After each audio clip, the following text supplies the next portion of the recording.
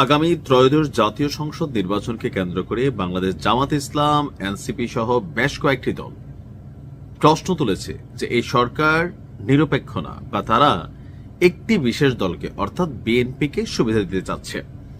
তো এ নিয়ে ইউরোপীয় ইউনিয়নের মতন যেই সংগঠনগুলো আছে সেখানেও বিচার দেওয়া হয়েছে। এর মাঝখানে গতকালকে আমাদের প্রেস সচিব শফিক তিনি হঠাৎ করে বললেন যে এবারের নির্বাচনের ফলাফল আপনার জানাতে দেরি হবে। কেন? কারণ ভোট গণনা দেরি হবে। তো ভোট গণনা কেন দেরি হবে? অন্যান্য বছর বা এ পর্যন্ত বাংলাদেশের জাতীয় নির্বাচন যেটা হয়, জাতীয় সংসদ নির্বাচন, তো সেখানে আমরা তো সবসময় দেখছি যে নির্বাচনের 24 বা 36 ঘন্টার মধ্যেই, বেশিরভাগ সময় 24 ঘন্টার মধ্যে হয়ে যায়। তারপরেও ক্ষেত্র বিশেষে হয়তো 2-4 ঘন্টা এদিক সেদিক হয়েছে, অথবা এর আগেও সারা বাংলাদেশ থেকে নির্বাচনের ফলাফল চলে আসে যে কে কোন আসনে পাশ করেছেন। তো এইবার কেন? আসুন দেখি কেন। তবে এর সাথে সরকারের একক কোনো সম্পৃক্ততা নেই বলে, বা কোনো দলকে, বিশেষ গোষ্ঠীকে সুবিধা দেওয়ার জন্য ভোট গণনায় দেরি করা হবে না বলে জানিয়েছেন। প্যাচটা হচ্ছে অন্য জায়গা। আপনারা সকলেই জানেন যে এবার জাতীয় সংসদ নির্বাচনে মেইন ভোটের সাথে আরেকটা ভোট আছে, সেটা হচ্ছে গণভোট। হ্যাঁ ভোট, না ভোট।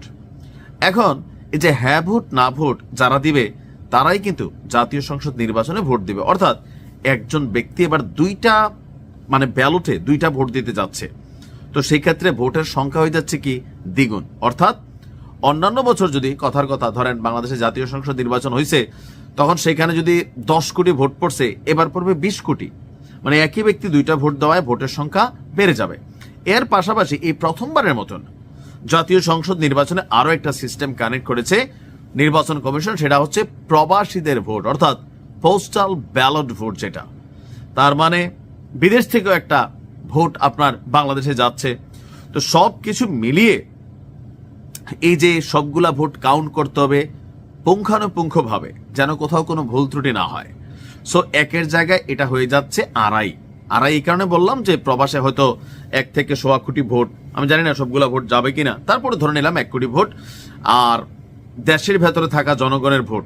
তো সব মিলিয়ে বিগত সময়গুলোর তুলনায় সরকারকে এবার 2.25 গুণ বা 2.5 গুণ বেশি ভোট কাউন্টিং করতে পারে। এতে সময়টা আপনার লম্বা হবে। আর সেই জন্যই প্রেস সচিব শফিক বলছেন যে এই বছর অনেক কিছু নতুন নতুন পদক্ষেপ নেওয়া হচ্ছে। আমরা চাচ্ছি যে খুব ভালোভাবে ভোট গণনা হোক, সেক্ষেত্রে কিছু বিলম্ব হতে পারে ভোট গণনায়। আর যেহেতু এই বছর আপনার এখানে নতুন অনেক পদ্ধতি কানেক্টেড করা হয়েছে, সেই জন্য সরকার আগে থেকে জানিয়ে রাখতেছে। কেন?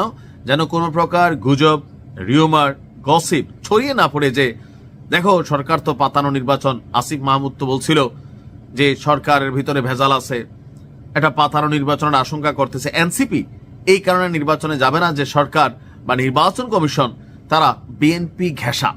জামাতও কিন্তু বলতেছিল এখন নির্বাচনে ভোট গণনা দেরি হলে জামাত এবং এনসিপি নেতাকর্মীরা যেন রাস্তায় না নামে অথবা সরকারকে চাপ প্রয়োগ না করে। সেজন্য সরকার আগে থেকে জানিয়ে দিয়েছেন যেন ভোটের দিন বা ওই দিন রাত্রে বা পরের দিন দেশ জুড়ে কোনো অস্থিতিশীল পরিবেশ তৈরি না হয়।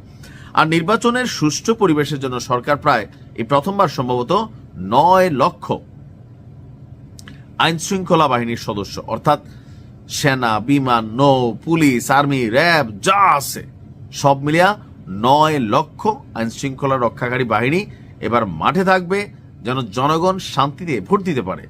তবে কতটুকু পারবে সেটা হচ্ছে জনগণ ভালো বোঝে, সরকার ভালো বোঝে। তবে ডক্টর ইউনূস কথা দিয়েছেন যে সারা পৃথিবীতে অনুকরণীয় একটা নির্বাচন তিনি করিয়ে দেখবেন, করে দেখাইবেন। এখন ইটস টাইম। আর এই জন্য খুঁটিনাটি যে জিনিসগুলো আছে আগেই তিনি আলোচনা করে নিচ্ছেন, যেন পরবর্তীতে ভেজাল না হয়। ভালো থাকুন।